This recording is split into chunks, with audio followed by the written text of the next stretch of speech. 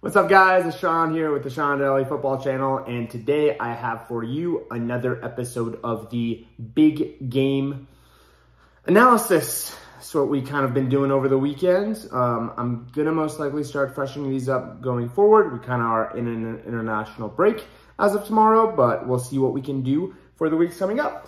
I'm gonna do these kind of sweet and short. Today was not a day for my team, obviously, and obviously it's great. It's so fun. I love it. When I have to make a video, when I made a video yesterday, backing Solskjaer and backing the project at United, I get to come on today and discuss whatever happened at Old Trafford. So we're going to do a game from all the major leagues, and and the big game, I know I could have possibly talked about another game from England, but I think this was the biggest topic and the biggest headline. I try not to use my biases too much, but today we're talking about United.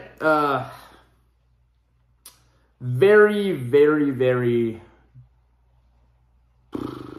lackluster. I don't really understand how we've kind of gone from the team we had last year, which was not good, to the team we have now, which is significantly better.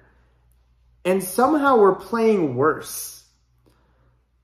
Now, Everton, the result was 1-1. It's not the end of the world, but it pretty much 1-1 at home. Given the 2 weeks we've had currently as United fans, it's just not good enough. That's just the fact of the matter.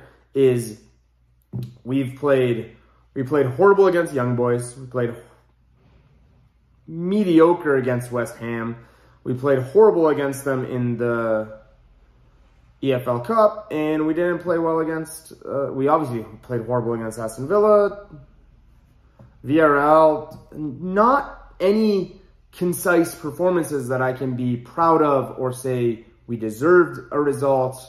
We did something. I haven't seen anything from United. And Everton made the game difficult for us. They set up defensive football, low grid, and we're going to hit us on the counterattack. Guess how they scored a goal? On a freaking counterattack. Genius. There's a lot I can get into, but the fact of the matter is XG had the game at 1.3 to 1.0. In Everton's favor. They should have possibly won the game. I do not understand in what world Tom Davies doesn't just smash that ball into the net. Whatever. Thank you, I guess.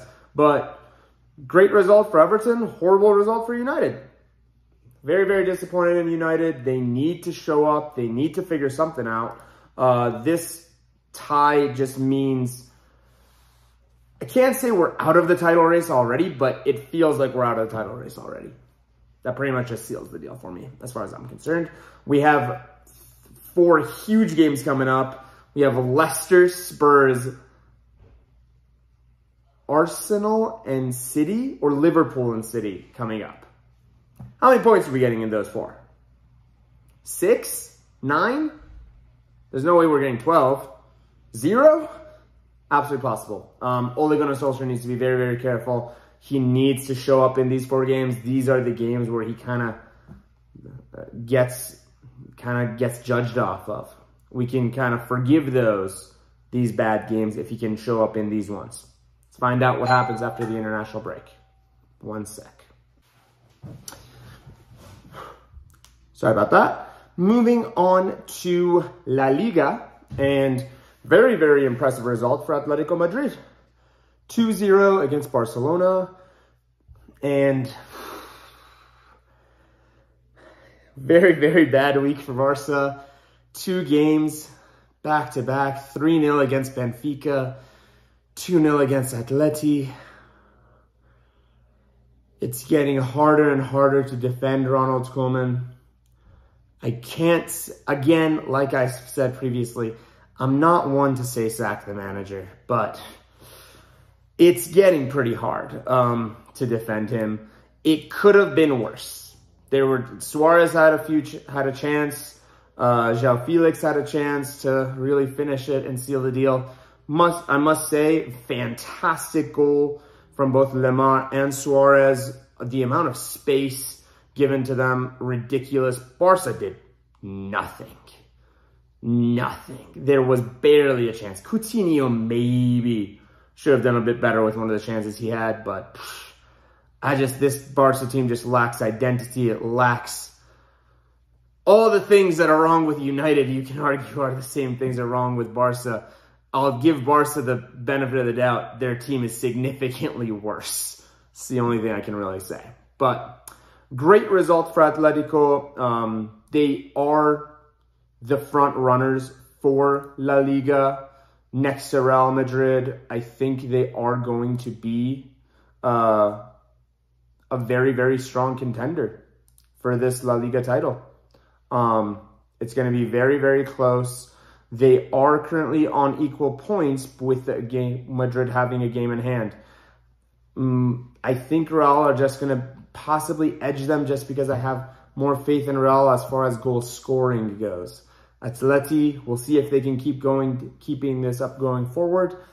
Still, only 1.3 XG is not really enough for me. I wanted to see more from them.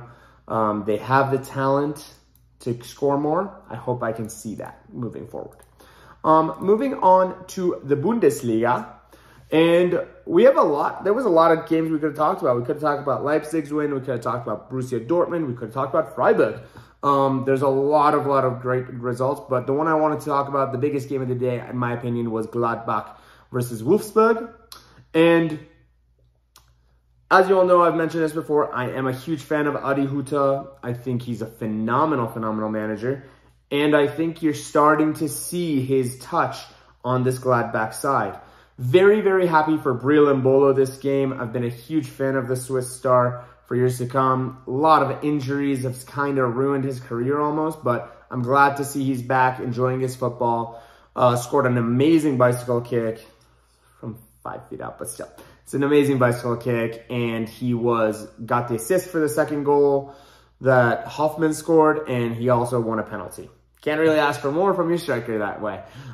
Played absolutely phenomenal. In general, Gladbach were very, very impressive. They could have had more. They should have had more. They didn't score a penalty. And a huge shout out to Scully. Joe Scully, the American teenager, 18 years old, got a goal, 90th minute. What a great moment for him and his family. Absolutely love stories about kids scoring, specifically their first goals. It's just very, very heartwarming for everybody. Gladbach thoroughly deserved the win. Wolfsburg, during the first 10 minutes of the game, looked all over the place. XG at this at 3.5 to 1.2. Pretty much spot on. That more or less means Gladbach should have won this game a lot more comfortably, to be completely honest. They had a few chances, and I think on a different day, they could have scored maybe 2 or 3 more. It's not really saying enough. But Gladbach currently sit in, I believe it was 9th? Yes, 9th place in the table. Mainz hasn't played yet, and Berlin hasn't played yet, so that could change. Slowly making their way back up the table. Freiburg is definitely a team we do need to talk about. Currently sitting in 3rd place. Leverkusen do have to play tomorrow. Bayern obviously are going to win the title. It's not that we're not talking really that much about Bayern, because Bayern are just a machine and they're freaking ridiculous. Dortmund do seem to be the best contender at the moment, with the struggles of Leipzig at the moment. Freiburg, honestly, has caught me by surprise. Freiburg has caught me by surprise. The only other team in the Bundi that has not lost yet. Very impressive by them.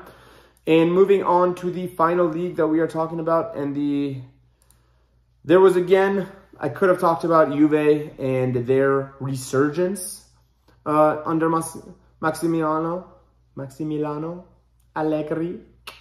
I'm glad at least one of the managers that I said have faith in is showing the value of faith.